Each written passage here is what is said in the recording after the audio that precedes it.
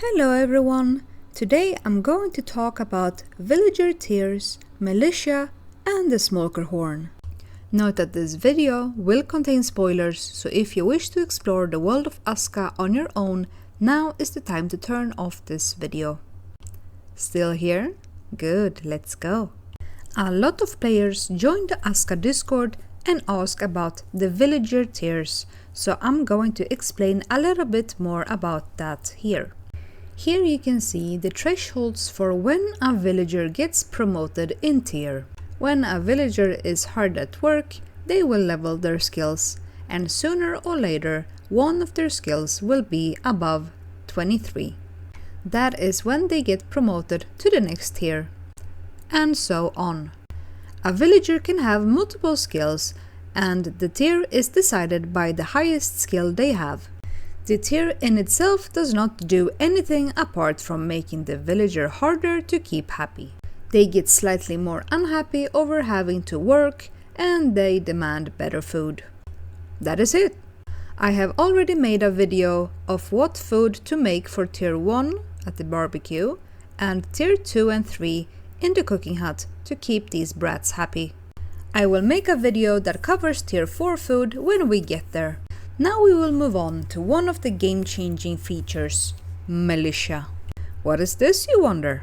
Militia means civilians that take up arms if a threat appears. As you likely have noticed, the moment enemies come close, our villagers run for their life, most of the time. If we add these villagers to our militia, they will fight instead. To be able to have militia, we first need to upgrade our Eye of Odin to tier 1. We open the builder menu and press on upgrade. And done. Now, when we hover over the Eye of Odin, we can see that apart from open storage and opening the building menu, we also can open Town Militia with R. So let's try it out. On tier 1, we can appoint 2 militia. On tier 2 you can have 5 militia, and on tier 3 you can have 10. Okay, let's go back to our Eye of Odin tier 1. Now the question is, who should you appoint to be militia? You should not appoint anyone that works in a barrack or an archery range, because they are already warriors and will attack enemies when they come close. So you want to appoint someone who would not normally be in that group. My personal recommendation is to appoint your hunters, because they have weapons and have high archery skill, which will do a lot of damage. By the time you have upgraded your Eye of Odin to tier 1, you most likely have at least 2 hunters. This is only a personal recommendation, so you can assign anyone you want. If you don't have enough hunters or wonder who else to add, my personal second recommendation is the woodcutters. Since we always will have one woodcutter from the start of the game, their skill is gonna be quite high, and they are going to do quite a lot of damage with their axe. Next time we have a blood moon or a daily event, our militia will help out our warriors to keep the village safe. But sometimes the villagers might be spread out or going about their own day, and it would be helpful to be able to tell them where to go when we are getting attacked. For that, we have the legendary Smolkr horn. After the workshop has been upgraded to the hut, we can now craft the Smolkr horn.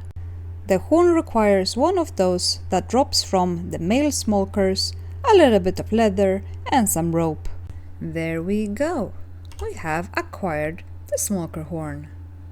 Now the Smolkr horn can be used in 2 different ways. We can alert our villagers by left-clicking,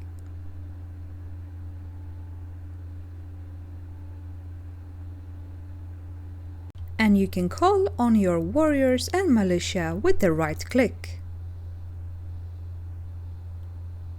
You can also see that now we have a timer on the right side. This one shows how long the villagers are going to stand on the location where I just used the horn. Now there obviously is a range to how far away I can stand for the villagers to hear me. Based on my experience, I would say that as long as you can see them on your minimap in the upper right corner, they are going to hear the horn. So say someone is attacking from this side, I simply walk over here and use the horn.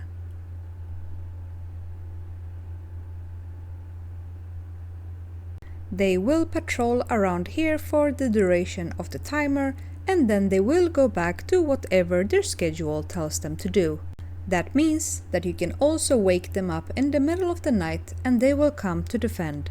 Now, if you now use this horn many times while slowly walking out of your village, you can bring the warriors with you on adventures.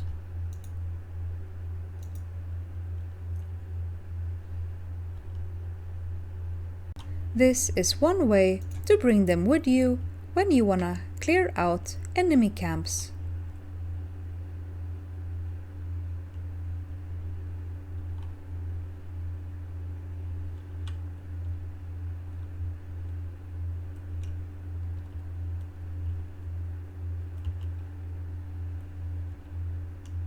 The only thing you need to keep in mind is that your villagers will come to the calling of the horn, so if they are low on HP, they are still going to come and fight.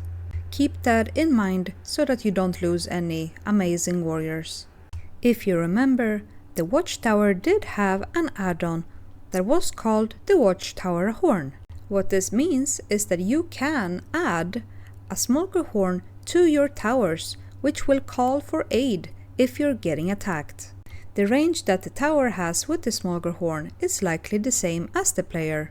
So to make sure that your warriors and archers hear the call, make sure to have patrol points close to where you have your towers. A lot of newer players ask why no one comes running when they are blowing the horn. And as I explained earlier, it is because it has a range. So my recommendation is that when you are having a blood moon spawning, you take a look where it is, go to the middle of your village and use the horn. And then you slowly walk towards the direction from which the enemies will be coming, using the horn every now and then to make sure your warriors follow you. This concludes the walkthrough through villager tiers, militia and the Smolkr horn.